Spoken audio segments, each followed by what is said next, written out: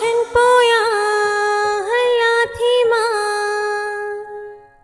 sorry महराज मां late थी वेस एक्चुअली वो जहांगीर ग्रुप ऑफ कंपनी जी टीम आयल हुई कुछ मैसेजेस रिकॉर्ड करना हुया तो मां उन जी तैयारी भी कया। ओह ग्रेट इने बहाने घट में घट अंकल मीडिया ते थींदो। बिल्कुल पापा के मीडिया में अचण घुर्जे। तो केड़े ग्रुप ऑफ कंपनीज जी गाल पे कई? जहांगीर ग्रुप ऑफ कंपनी है पापा पाण पे चयो तो जहांगीर इंदो मिलण जे लाए। यार मुखे यो तो लगे थी उहो ही जहांगीर आ जे वट सैफुल्ला जी वाइफ वेला। तू यो किए पियो चई? आपी अर्शीला मुखे एक दफे बुधायो पे सुमल सेफ जी जेकी वाइफ हुई उहा उन के छडे कि जहांगीर ग्रुप ऑफ कंपनी जे मालिक वट वेला है। खैर पंजो छा केर पे हुजे यो आहे पर सेफ जो इशू तो रहियो आहे न। हाणे कोई इशू ना है छो जो सैफुल्ला उन के डिवोर्स दी छडियो है पाण के इन मामले में डिस्कस न करण खपे। वरी छा थियो? वरी केड़ो इशू थियो आ? आज सुबह सुबह मामा आई मुझे विच में काफी तेज गाल बोल थई है। वरी छा ते वेड़ी आयो? मामा आपी के इमोशनल ब्लैकमेल करे पंहिंजी मर्जी जा फैसला कराइण थी चाहे ऐं साॻियो ही फार्मूलो मुझे मथा भी इस्तेमाल भी करे। मां तो बगावत कया ऐं मां आपी के भी चयो तो मम्मा जो फैसलो न मने। ये ना है थीदो पंहिंजी मम्मा जे खिलाफ ना है वञ को तू ने के कायल कर समझाइस मुखालफत न कर न त घर जो माहौल खराब थी वेंदो तांजो। पर महराज ये ना है थींदो असा जी मम्मा असा जे बिल्कुल मुखालिफ थी बिठी आ। मां हुंदी आ उहा कदा मुखालिफ ना होती बस उनजी सोच उनजी अप्रोच के मुताबिक होंदी आ। समझी ने गाल के तू घणी दुनिया ॾिठी आ उनका वधीक पढ़ियल बाही तोखे उन का वधीक समझ ऐं शऊर हूंदो। तू भले घड़े माण्हू सां थी वेठी हुजी पर हू घर जी चाहट ताईं रही आ ने गलत न समझ। मां यो नथी चवा तो मम्मा गलत आए पर महराज असा जी भी जिंदगी आए असा की भी हक है पंहिंजो फैसला करण जो। ने जो कतई इहो मकसद कोने त तहां पंहिंजी माउ सां बगावत कयो। खैर तू छॾ इने गाल के पाण वरी भी हर कने वेही इन मामले ते डिस्कस कंदासीं। तू मूंखे इहो ॿुधा त अंकल छा पियो चए इन मामले में? पापा तो हमेशा वांगुर असा जे पासे में आए ऐं आपी रशीला आप ही तो मम्मा जे ही फैसले में आए वो हमेशा पंहिंजे पाण की तकलीफ दे उन्हनि खे राज़ी कंदी आहे। अलाए केड़ा कारा जादू कया आहिनि मम्मा। असां खे आपी ते ध्यान ॾियण घुर्जे ऐं उन खे उन ज़िद तां हटाइण घुर्जे तॾहिं वञी इहो मसलो हल थींदो। आप ही तो तिरीअ मां तेल ही नथी लाइण ॾे मम्मा जे फैसले ते चोटी पई आहे मां छा कयांस? हाल तो ॿुध आपी सैफुल्ला के चाहे थी या असां हर भरू की गलतफहमी में आहियूं। तू उन जे साम्हूं सैफुल्ला जो नालो खण पोइ ॾिस उन जे दिल जी धड़कन कीअं थी वधे। वार कंडारजी तां वञनि सां अखियुनि मां नमी छलकी थी अचेस। बस पोइ हाणे तूं मूं ते छॾे ॾे ॾिस त मां छा थो कयां। रामी साहब हिकिड़ो भेरो ॿीहर तव्हांखे तकलीफ़ ॾियण जे लाइ हाज़िर थियो आहियां ऐं उम्मीद आहे त रवायतनि को ऑपरेशन मिलंदो। कदीर साहब हाणे तव्हां असांजा घर भाती थी विया आहियो जॾहिं तव्हांजी दिलि चाहे थी हलिया था अचो। इहो अव्हां जे के अफ़साने जो डायलॉग हुयो या मुंहिंजे लाइ को कमेंट्स हुयो? हुकुम कयो कीअं अचणु थियो आहे? सुभाणे कोर्ट में तव्हांजो केस लॻल आहे जंहिंजी असांखे जांच रिपोर्ट पेश करणी आहे। उन्हनि जा कुझु जवाब घुरबल आहिनि असांखे। हा हा ज़रूरु ॾींदुसि। ऐं अञा छाजी जांच रहियल आहे? मुख़्तलिफ़ कंपनियुनि खां तव्हां पंहिंजो पावर जो इस्तेमालु करे उन्हनि जे मथां ज़ोर रखी तव्हां हिकिड़े ई पब्लिशर खे जेको साजिद नालो आहे उनखे ॾियारिया जंहिं अव्हां जा समूरा किताब पब्लिश कया आहिनि। उन जे बारे में तव्हांजो छा ख़्यालु आहे? अव्हां वटि हिन जो कहिड़ो सबूत आहे त उहे इश्तिहार मूं पब्लिशर खे पंहिंजो पावर इस्तेमालु करे ॾियारिया आहिनि? अख़्तियारनि जी नाजाइज़ इस्तेमाल जा कहिड़ा कहिड़ा सबूत घुर्जनि असांखे? इहा असांखे मुकमिल ॼाण आहे। साजिद पब्लिशर 15 साल अॻु में कुझु बि कोन हो ऐं अॼु उहो हिकिड़ी प्रेस जो मालिक आहे। ऐं जॾहिं खां तव्हांजो शफ़क़त भरियो हथ हुन जे मथां आयो आहे त अॼु हू तमामु वॾे मक़ाम ते वञी पहुतो आहे। इन मां कीअं साबित थी सघे थो त मूं खेसि हिन मक़ाम ते पहुचायो आहे? हू महिनत करे बि तरक़ी करे सघे थो। मसलन कदीर साहब तव्हां पंहिंजो मिसाल वठो। 15 साल पहिरीं तव्हां इन पोज़ीशन में हो त कमीशन करे मां इन पोज़ीशन ते पहुचा जेका हिन वक़्तु तव्हां वटि आहे। ही आहे या न? या ॿी ॻाल्हि आहे कदीर साहब त तव्हां शायदि हिन जो ग़लति इस्तेमालु पिया कयो। सुठो मिसाल ॾिनो आई लाइक इट।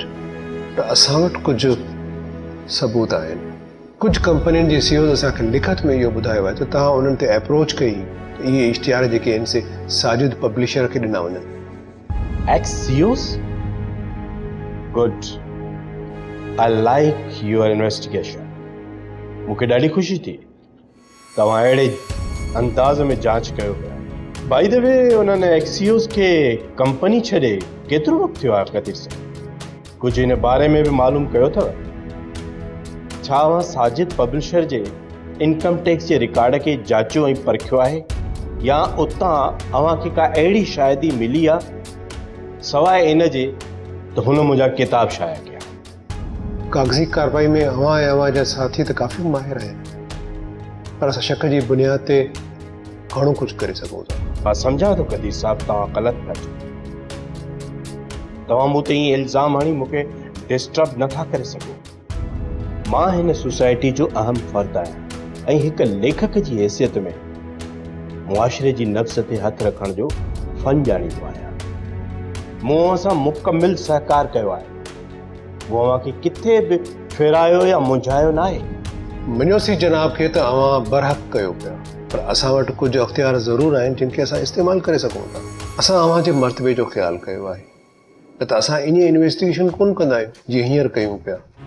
मां सम्झां थो कदीर साहब त इहा इन्वेस्टिगेशन तव्हां हो स्टेनोग्राफर अरसलान जे ॾिनल बयान ते पिया कयो जंहिंखे ऑफिस में करप्शन करण जे इल्ज़ाम हेठि कढियो। छा तव्हांजो इहो मयार आहे त हिकु रिश्वतखोर क्लर्क जे चवण ते या उन जे बयान ते तव्हां हिकु समाज सुधार ऐं 20 ग्रेड जे ऑफिसर खे टारगेट कयो, डिस्टर्ब कयो?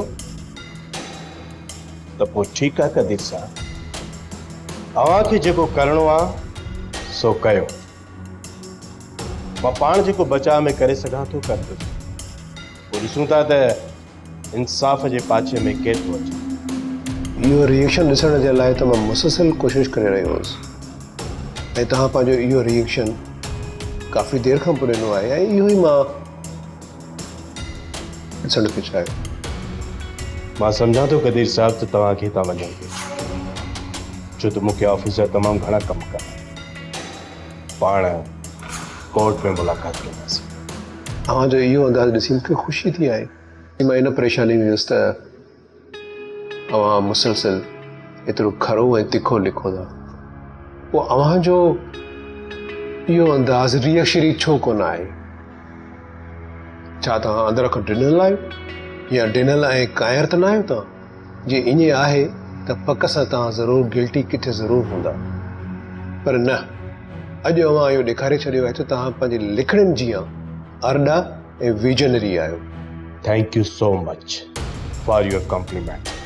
अव्हांखे वकील सां ॻाल्हाइण जी का बि ज़रूरत कोन पवंदी छो त असांजी जांच कंप्लीट थी चुकी आहे ऐं इहा सुभाणे असां कोर्ट में रिपोर्ट पेश कंदासीं। तव्हांखे इन जी का बि ज़रूरत पेश कोन ईंदी ऐं माइंड इट उते तव्हांखे हिकिड़ो भेरो पेश थियणो पवंदो। ॿुधाइण जी वॾी महिरबानी। गुड लक रहीम साहब। ॾाढी ख़ुशी थी जो तव्हां एतिरे वक़्त में असांजो साथ ॾिनो। सुभाणे कोर्ट में मुलाक़ात।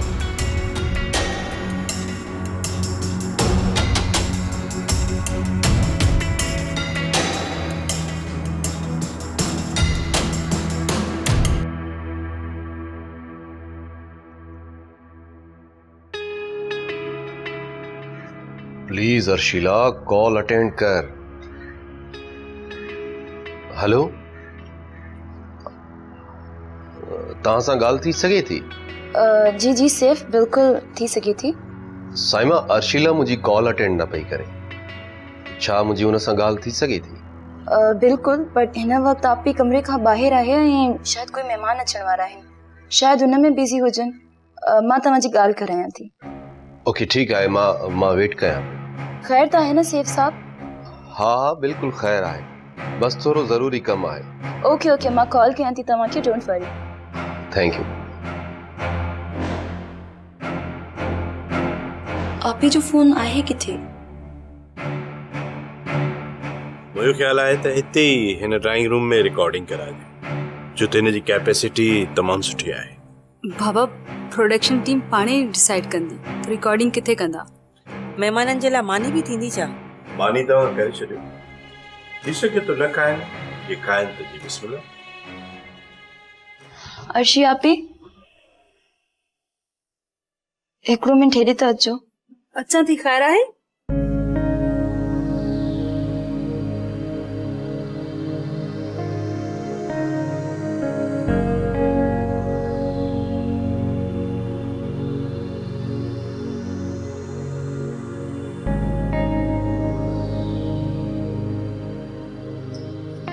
छा थियो आहे?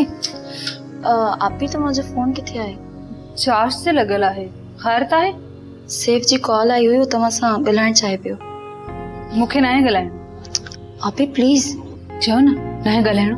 आपी सेफ लाइन ते आहे, प्लीज। जी फरमायो।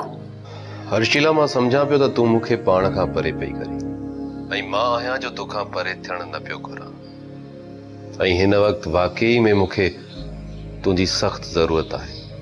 पोइ बि तूं मूंखे छो थो डिस्टर्ब करी? मां तुंहिंजी का बि मदद नथी करे सघां। हरू भरू वास्ता वधाइण जे लाइ इहे हरबा छो थो इस्तेमाल करी? अर्शिला मां वाकई के बि हरबा न पियो हलायां। मूंखे तुंहिंजी ज़रूरत आहे, तुंहिंजी सपोर्ट जी ज़रूरत आहे। मां हिकु ॾुखे मसइले में फासी पियो आहियां। मूंखे तुंहिंजी हेल्प घुर्जे ऐं मुंहिंजे मसइले खे ॿुधी वठ प्लीज़। सैफ, मां नथी चाहियां त तोसां मुंहिंजो को बि सिलसिलो अॻिते वधे। प्लीज़ अर्शिला, तूं मुंहिंजी ॻाल्हि सम्झण जी कोशिश कर। राति मूं वटि सूमल आई हुई ऐं सूमल जहांगीर जे ॿार जी माउ बणजण वारी आहे। जॾहिं त जहांगीर उनखे पंहिंजे घर मां कढी छॾियो आहे ऐं हूअ पंहिंजे घर नथी वञी सघे। मुंहिंजो घर ईदी सेंटर आहे छा? अर्शिला प्लीज़ प्लीज़ तूं ॻाल्हि खे सम्झण जी कोशिश कर। सूमल खे इंसाफ़ ॾियारणो आहे। मिस्टर सैफ, मूं ठीको न आहे कयो जो वतां माण्हुनि जे पर्सनल मामलात में हथ विझनि। ही तुंहिंजो ई सूमल जो पर्सनल मामलो आहे। तूं ॼाणे हू ॼाणे।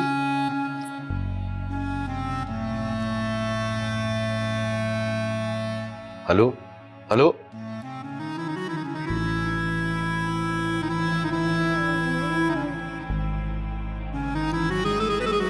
हेलो सेफ, छा मसलो आहे? साइमा असल में राति सूमल मूं वटि आई हुई ऐं मां उनखे घरां तड़े कढण जी कोशिश कई, जंहिंते हूअ बेहोश थी वई ऐं मूं डॉक्टर खे घुरायो। पोइ ख़बर पई त हूअ प्रेग्नेंट आहे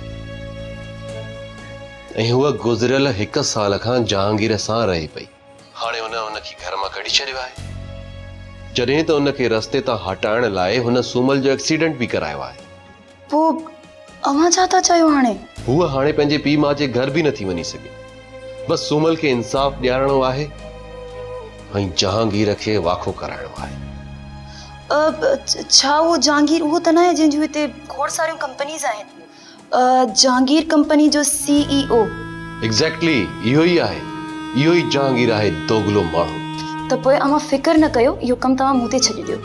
अव्हां आपी खे पंहिंजी मोहबत लाइ राज़ी कयो ऐं ॿियनि मामलनि ते तव्हां ध्यानु न ॾियो। Thank you so much Saima, thank you so much.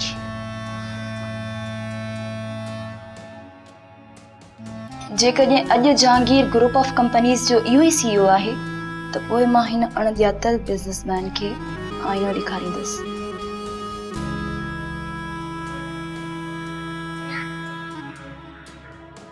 मूंखे यादि अचे थो त कुझु टाइम अॻु में तव्हां पंहिंजी कंहिं कंपनी जी रजिस्ट्रेशन जे लाइ मुंहिंजे ऑफिस विज़िट कई। हुन खां पोइ तव्हां सां मुलाक़ात न थी? बिल्कुलु सर, ईअं ई आहे। एक्चुअली मसरूफ़ियात ॾाढियूं वधी वियूं। हिकु कंपनी खां पोइ ॿी कंपनी खां पोइ टीं कंपनी। ॾाढी महिनत करणी पई ऐं वक़्तु विथी कोन ॾिनी जो पंहिंजनि या परावनि सां मुलाक़ात करे सघिजे। उहा खे एतिरो न आहे पढ़ियो, बट जेतिरो बि पढ़ियो आहे लॻे थो त तव्हां समाज खे हिकु अलॻि अघ सां ॾिठो आहे। अव्हां जे अफ़साननि जा किरदार असांजे आस पास हलंदा आहिनि। बसि इहा मुंहिंजी ख़ुशि नज़री आहे। बल्कि अॼुकल्ह ते पढ़ण वारा ॾाढा घटि थी विया। न सर, मां इन ॻाल्हि ते मुतफ़िक़ न आहियां। बेसिकली मां मार्केट ते नज़र रखंदो आहियां। पब्लिकेशन बि हिकु बिज़नेस आहे। हिते जेतिरा बि पब्लिशर आहिनि उन वटि रोज़ सभई किताब छपजण जे लाइ ईंदा आहिनि। जेका ॻाल्हि इहो साबित करे थी त रोज़ घणा ई किताब छपबा आहिनि ऐं घणा ई विकिरो थींदा आहिनि। जहांगीर साहब, तव्हांखे ही मुक़ाम हासिल करण जे लाइ घणो कुझु करिणो पियो हूंदो। घणनि खे पोइते छॾिणो पियो हूंदो ऐं घणनि खे लताड़िणो पियो हूंदो ऐं घणनि जा घर ठाहिणा ई विञाइणा पिया हूंदा। इहो त हर बिज़नेसमैन जे हिसे में ईंदो आहे। असांखे कुझु ॾियणो पवंदो आहे त कुझु वठिणो बि पवंदो आहे। बिल्कुलु, चाहे उहा कंहिंजी वाइफ ई छो न हुजे।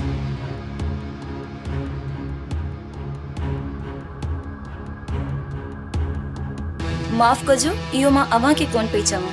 अव्हां जहिड़े हिकिड़े बिज़नेसमैन जे बारे में मां कुझु पढ़ियो ऐं अव्हां बिल्कुलु सही पिया चओ कि ही मंज़िल खे माणण लाइ इलाही सारा सैक्रिफाइसिस करणा पवंदा आहिनि। ही मुंहिंजी नंढड़ी भेण आहे साइमा, MBA पई करे ऐं बिज़नेस तरफ़ कुझु घणो ध्यानु हूंदो आहे ऐं न्यूज़ बि पढ़ंदी रहंदी आहे। Nice to see you. लगे तो त बिजनेसमैन जी लाइफ प्रोफाइल का काफ़ी वाक़फ़ियत रखो था। बिल्कुलु, शहर में रहूं पिया त शहर में अख बि त रखिजे न, छो जो हिते माण्हुनि ऐं जानवरनि में को ख़ासि फ़र्क़ु कोन्हे को। तव्हां रहीम साहब जो मैसेज रिकॉर्ड कयो। अरबुरु ॻाल्हि में रहीम साहब जो वक़्तु पिया ज़्यान कयूं। साईं खे ॿिया बि कमु हूंदा, मसरूफ़ियात हूंदी। हाँ पापा, तव्हां परेशान न थियो। अॼु सॼा प्लान्स कैंसिल करे छॾिया आहिनि। माफ़ कजो जहांगीर साहब, तव्हां छो एॾा परेशान थी विया आहियो? किथे अव्हां त कंहिंजी वाइफ खे हीअं कोन्हे विहारियो? ये कहिड़े क़िस्म जी डिस्कशन पई हले साइमा बाबा? बाबा, मां ईअं ई पई चयो। असल में जहांगीर साहब बिज़नेस कम्युनिटी में आहिनि न, इन करे इहा ॻाल्हि कई, छो जो मीडिया हर हिक ते आंगुर खणंदी आहे। मीडिया जी छा ॻाल्हि कई? पर मां सम्झां थो जेकर इहा ॻाल्हि आहे त इहा स्टोरी के ड्रामे जे लाइ वन लाइन करे ॾेई सघिजे थी। कीअं जहांगीर साहब? अव्हां कुझु ॿुधायो पिए मिस साइमा? हाँ, कल शाम टीवी ते वेठा हुआसीं, उते कुझु सहाफ़ी कुझु डिस्कस पिया कनि। काई सूमल नाले जी छोकिरी आहे, उनखे बिज़नेसमैन जे चक्कर में पंहिंजो घर, पंहिंजो प्यार, पंहिंजा ॿार छॾे वेही रही ऐं हुन बिज़नेसमैन मां उहा प्रेग्नेंट थी आहे। ऐं हुन सहाफ़ी इहो बि चयो त हुन सूमल खे पंहिंजे रस्ते मां हटाइण लाइ मारण जी कोशिश बि कई ऐं हींअर हू काफ़ी तकलीफ़ में ज़िंदगी गुज़ारे रही आहे। इहो ई त मसलो आहे। हिकु अधु माण्हूअ जे करे पूरी कम्युनिटी निशाने ते अची वञे थी। हिकु तरफ़ अहिड़ा बिज़नेसमैन आहिनि ऐं ॿिए तरफ़ वरी जहांगीर साहब जहिड़ा ख़ुदा तरस माण्हू। इहा जर्नलिस्ट कम्युनिटी मूंखे सम्झ में न आहे ईंदी। उन्हनि खे कंहिंजे बि मथां आंगुर खणण खां सवाइ ॿियो को कमु ईंदो ई न आहे। Just blackmailing. पर सभु जर्नलिस्ट ईअं कोन हूंदा आहिनि जहांगीर साहब। कारियूं रिढूं हर हंधि मौजूदु हूंदियूं आहिनि। तव्हां यकीन रखो, अॼु जे दौर जी सहाफ़त तमामु ॾुखी आहे। रिसर्च करण खां बिना तव्हां का ख़बर शाया नथा करे सघो। ईअं आहे, तॾहिं त मीडिया इन्हनि ॻाल्हियुनि खे हाईलाइट करे पई। मां सम्झां थी त सिज लहण वारो आहे। अव्हांखे बाबा जो मैसेज बि रिकॉर्ड करिणो आहे। थोरो उन तरफ़ बि वञो, पूरो डिस्कशन के ॿिए तरफ़ वञी रहियो आहे। बिल्कुलु बिल्कुलु। गज़ल, तव्हां रिकॉर्डिंग स्टार्ट करायो, वक़्तु पे ध्यानु थिए। जहांगीर साहब, मुंहिंजी टीम रेडी आहे। जस्ट 10 to 15 मिनट्स में रिकॉर्डिंग स्टार्ट था कयूं।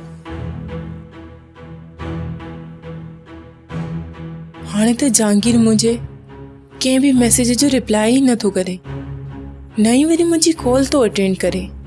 संदसि गार्ड मूंखे घर में ऐं ऑफिस में घिरण बि नथा ॾियनि। छा कयां मां इहो कीअं ॿुधायां जहांगीर खे त मां संदसि हुनजे ॿार जी माउ थियण वारी आहियां। मूंखे हर सूरत में जहांगीर सां ॻाल्हाइणो पवंदो, हुनखे ॿुधाइणो पवंदो ऐं इहो जल्द खां जल्द थियणु घुरिजे, न त घणी देरि थी वेंदी।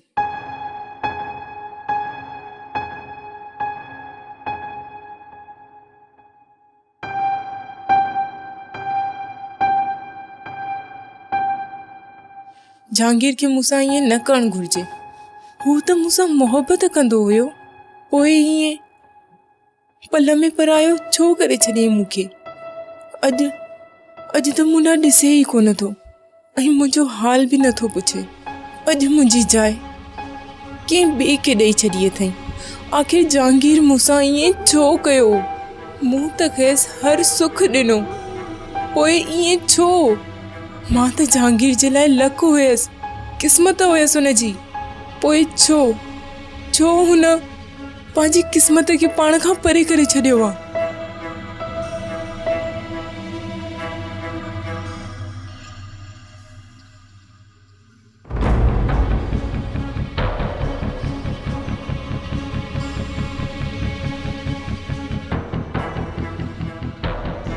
जहांगीर,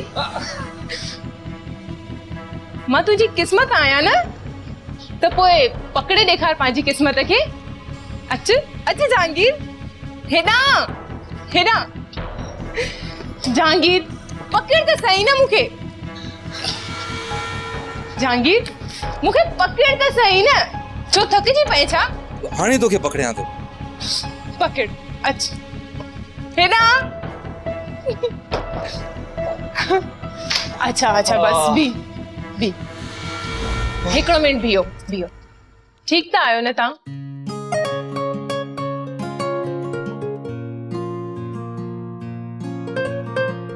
पंहिंजी क़िस्मत खे पकड़ण एतिरो सवलो किथे हूंदो आहे मुंहिंजी जान, पर मूं पंहिंजी क़िस्मत खे पकड़े वरितो आहे। मूंखे कुझु बि थी वञे, मुंहिंजी क़िस्मत ऐं मुंहिंजी सूमल मूंसां गॾु हूंदी। ऐं तव्हांजी हीअ सूमल ऐं तव्हांजी हीअ क़िस्मत तव्हां खां हिकिड़े पल जे लाइ बि परे न वेंदी। रियली? बाय द वे, हिन गेम जी विनर त मां ई थी आहियां। तव्हां हारे विया आहियो। न गेम जो विनर मां आहियां। तव्हां कीअं विनर थियो? विनर त मां थी आहियां। मूं तव्हांखे पकड़े वरितो। चीटिंग न कयो, ॾिसो Jahangir. Okay Baba, okay. You are the winner, I am the loser. Okay? Yes, I am winner. Yes. हाणे इन खुशी में मूंखे जबरदस्त चाय पिया। ठीक आहे, तव्हां वेहो त मां हींअर ई थी ठाहिजां।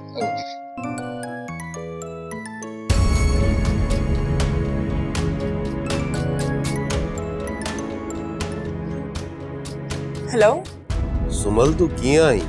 किथे आई? सैफ, मां हिते वुमेन लॉजिस में आहियां। हिकिड़ो रूम किराए ते वरितो अथमि। मां बिल्कुलु ठीकु आहियां सैफ। तूं पंहिंजे घर वारनि खे ॿुधायो? न, मां हुनखे नथी ॿुधाए सघां। जेकॾहिं हुननि खे इहा ख़बर पवे, हू त जीअर ई मरी वेंदा। जहांगीर सां राब्तो कयो अथई? हू त कोई रिस्पॉन्स ई न पियो करे, ऐं न ई वरी मुंहिंजी कॉल तो अटेंड करे। मां त संदसि घर बि वई हुयसि, पर हुनजे गार्ड मूंखे अंदरि वञण ई न ॾिनो। मां पंहिंजो पाण खे ॾाढी अकेली पई फील कयां। सुमल, तू परेशान न थी, अलाह साईं सभु बहितर कंदो। न, हाणे कुझु बि बहितर कोन थींदो। मूंखे इहा कुदरत जी सज़ा मिली आहे। मुंहिंजे करतूतनि जो कीतो आहे इहो। मूं कुझु दोस्तनि सां ॻाल्हायो आहे, हू इन मामले में तुंहिंजी सपोर्ट कंदा। मूंखे माफ़ कजांइ, मूं हमेशा तोखे धोखा ॾिना आहिनि। तुंहिंजे प्यार खे सम्झंदे बि मां उहो मान ऐं मर्तबो न ॾिनो। मूं तुंहिंजी अमानत में बि ख़यानत कई, पर तूं हमेशा मुंहिंजी सभु ओड़ाइनि खे, मुंहिंजी सभु ग़लतियुनि खे नज़रअंदाज़ कयो ऐं मूं ते पंहिंजी छांव कंदो रहे। मां ॾाढी बुरी आहियां, मूंखे पाण ते बार नथी सुमल, मसला त हल थियण लाइ हूंदा आहिनि। सभु कुझु बहितर थींदो, तूं हरू भरू परेशान न थी। जहांगीर सां असां पाण ई राब्तो करे वठंदासीं ऐं तोखे क़बूल करण लाइ असां हुन ते प्रेशर विझंदासीं। सैफ, हू वॾो ज़ालिम माण्हू आहे, हू हिकु माफ़िया आहे। तूं ऐं मां हुनजो कुझु बि बिगाड़े नथा सघूं। बस सुमल, तूं प्लीज़ पंहिंजो ख़्यालु रख। असां त मीडिया जो सहारो बि वठी सघूं था, हुनखे तुंहिंजो हक़ ॾियणो ई पवंदो। बस तूं सिर्फ़ मूंसां राब्ते में रह। पंहिंजो ख़्यालु रखजांइ। तूं मुंहिंजे मथां पंहिंजा एहसान तो कंदो वञी, ऐं मां जी तोखे इज़ाव ॾिना, बस तू रुगो मुते हिकिड़ो एहसान इहो भी कर, मूंखे माफ़ कर सेफ, मूंखे माफ़ कर ऐं मुंहिंजे कयल गुनाहनि खे बख़्श, जीअं मुंहिंजे दिलि ते जेको बार आहे उहो हल्को थी सघे। सूमल, मुंहिंजे दिल में तुंहिंजे लाइ को बि मेर न आहे। तूं हर भरू परेशान न थी। Thank you Saif, thank you so much.